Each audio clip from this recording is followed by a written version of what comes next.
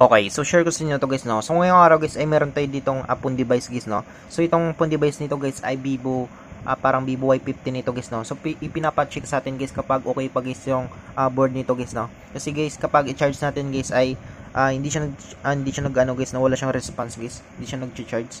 Yan. So wala rin siyang vibrate guys, no. So no vibrate, no display guys. Yan. So pinapacheck sa atin guys kapag okay pa guys yung phone device nito guys, kasi nga dito daw guys nakalagay guys yung mga importante niya guys na mga ano guys, na mga files guys, mga pictures niya guys. Yan. So pinapacheck sa atin guys, no, kapag okay pa guys. Yan. So kapag okay pa ito guys, so bibilan niya daw guys ng LCD guys. So ngayon guys ay i-check natin guys kung okay pa guys yung board niya guys, no. So yung ano ko lang dito guys, parang ano to siya guys, nag ano yun siya dito, no, parang nag-angat siya guys, no. Yan, kung makita niyo guys. So parang hindi naman ano guys, no, parang naglubog guys yung battery, ganun. So angat lang siya konti dito guys.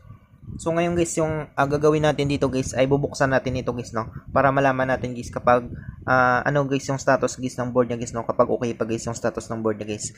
So para mabuksan natin ito guys ay tanggalin muna natin guys yung SIM tray niya. So ito guys, no, tanggalin natin yung SIM tray niya. So tabi natin yan. Tapos bubuksan natin ito guys, no. So para mabuksan natin ito guys, pwede tayo gumamit guys ng maninipis natin guys na pang opening tools, or pwede tayo gumamit guys ng kuko natin guys, no. So sa akin guys gagamit ako ng kuko guys, no. So try natin guys buksan gamit guys ng kuko guys.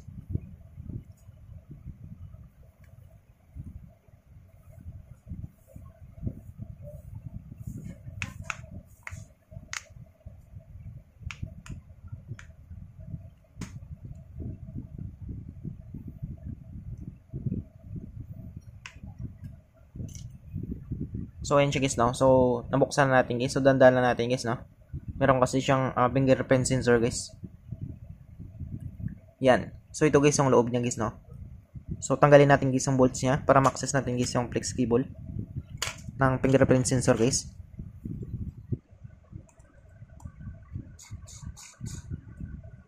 So tabi natin yan siya guys, no. Tapos angatin natin guys yung lock niya.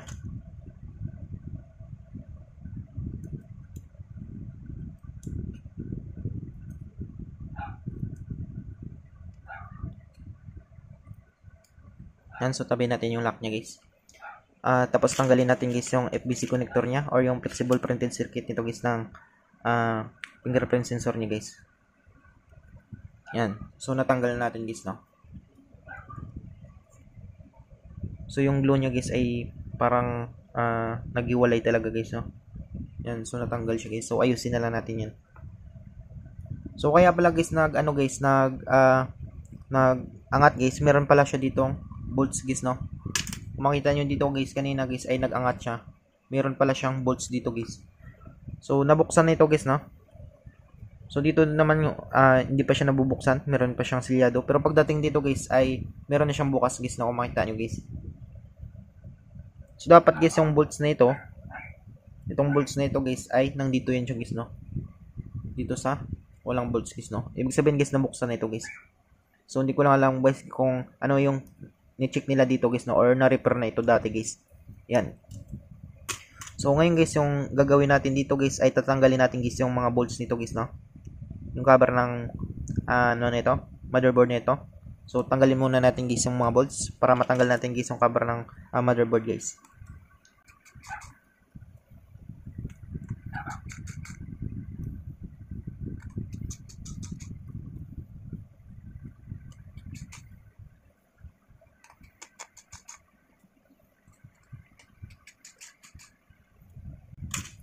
So yan siya guys, no. Tapos angatin na natin guys yung cover ng motherboard natin. Yan. So ito guys yung loob niya guys, no. So tabi natin ito guys. So dito naman guys ay una natin tatanggalin dito guys yung FBC connector guys ng battery niya guys, or flexible printed circuit nito guys ng battery na ito. So tanggalin natin yan. Yan. Tapos dito natin guys malalaman guys, no, kapag ano yung magiging status ng board niya guys, no, kapag okay pa guys yung board nito guys. Yan. So dito guys para malaman natin guys ay gagamit tayo dito guys ng analog tester natin guys. Yan. So dito guys sa analog tester natin guys ay magsisit tayo dito guys ng times 1, 150 mA with continuity. So titest natin guys yung ating tester natin guys, titest natin. So pakita na natin. Yan. So pumapalo, ibig sabihin guys ay goods guys yung analog tester natin guys.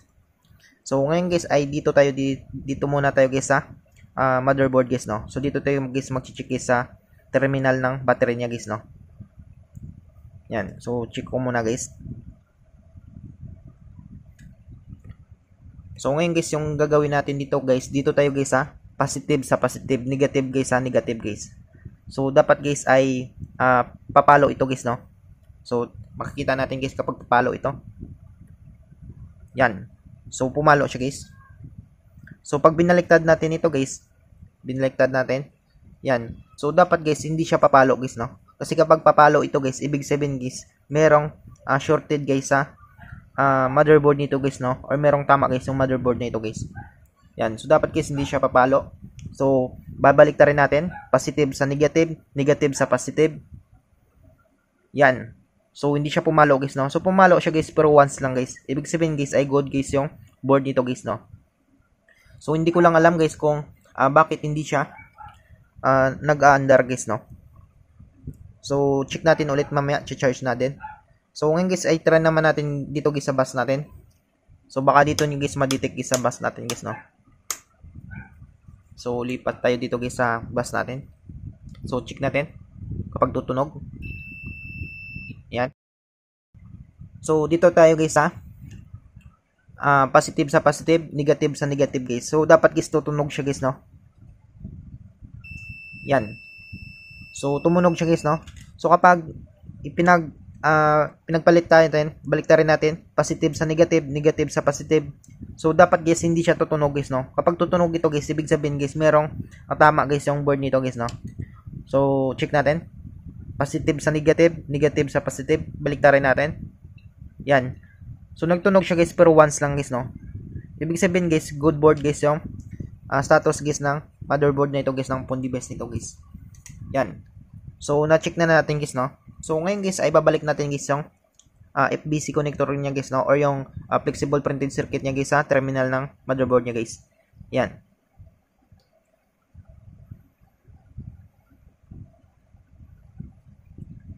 So yan guys, no, nabalik na natin guys. So try natin guys i-charge guys, no. Or try natin guys pandarin guys kapag under siya.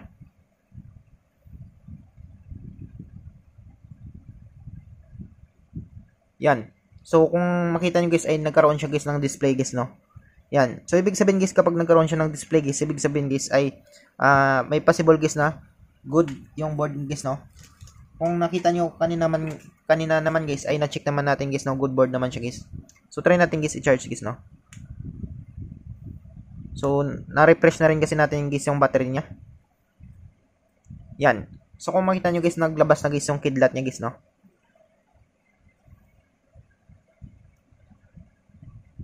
So medyo stuck na guys yung ano niya guys, no, yung powerflex niya. Yan. So nag-display siya guys, no. So nag-charge siya guys, kumakarga siya. Yan. So ibig sabihin guys ay okay pa guys yung board nito guys, no. Nag-display kasi siya guys, no. So wait natin guys kung mag-charge siya. Yan. So lumabas na guys. So ibig sabihin guys ay good board pa ito guys yung motherboard niya guys. Yan. So ganoon lang kadali guys, no, kung paano natin guys ma-check guys yung motherboard guys ng Pundi Best natin guys.